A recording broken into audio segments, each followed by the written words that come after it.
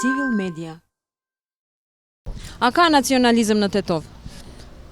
Nacionalizëm në Tetov vetëm në tribinat e stadiumeve mund shohim, qofshin nga njëra palë ose nga pala tjetër. Do me thënë, ato thirrjet raciste, fashiste që dëgjohen nga tribinat në raste kur ka evenimente të mëdha sportive, janë ndoshta të vetmet momente kur nacionalizmi shprehet në Tetov. Përndryshe, tetovarët bashkëjetojnë, domethënë në harmoni dhe në paqë me qytetarët, me njëri tjetrin, domethënë shqiptarët dhe Maqedonas. Ka shumë lokale ku shoqërohen bashkë dhe argëtohen bashkë, ka shumë biznese të cilat i menaxhojnë bashkë. Në jetën e përditshme neve komunikojmë me njëri tjetrin, ju shkojmë për Pashkë dhe na vinë për Bajram, kështu që nuk besoj se nacionalizmi në një formë të theksuar ekziston. Pavarësisht se shpeshherë është politika ajo që i nxit disa ndjenja tek njëri ose tek tjetri, sigurisht duke u munduar në përfitimin e poenave politik ditor, por që në një afat më të gjerë, domethënë ose më të gjatë kështu, parë më në përgjithësi, nuk besoj që ekziston nacionalizëm në Tetov. Lajmet e rreshme. Si merreni me lajmet e rreshme? A i njihni si të tilla, a i njihni lehtë apo ju duhet udhëzim ose a ka ose s'ka?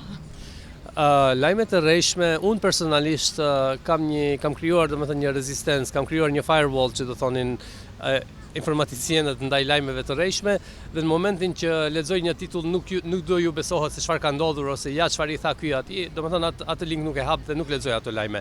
Kështu që jo vetëm lajmet e rreshme që nxisin reagime negative tek qytetarët, por edhe këto lajmet e bezdisshme, domethënë janë të dëmshme sepse në momentin që i ekspozohesh atyre lajmeve, sikur krijon një rezistencë ndaj çfarëdo lajmi dhe mund të jetë i vërtet një lajm, po nuk do e lexosh sepse të kanë bezdisur me këto marzira. Ne si organizat kemi patur shumë kujdes ndaj lajmeve të rreshme. Kemi marrë informacione nga njerëz të cilat informacione po t'i përdornim ne, ndoshta do nxisnin një reagim shumë më të madh. Por kultura e organizatës tonë është që ne nuk reagojmë në informacione të pakonfirmuara. Dhe të njëjtën qasje kemi edhe me lajmet e rreshme.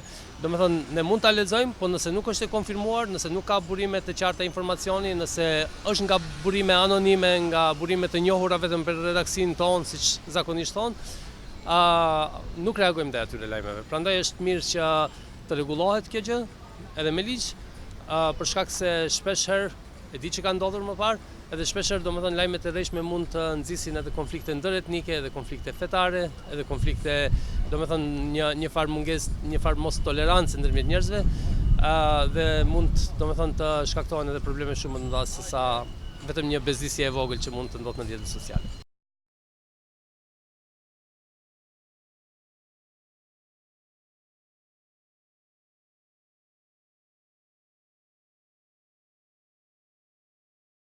Civil Media.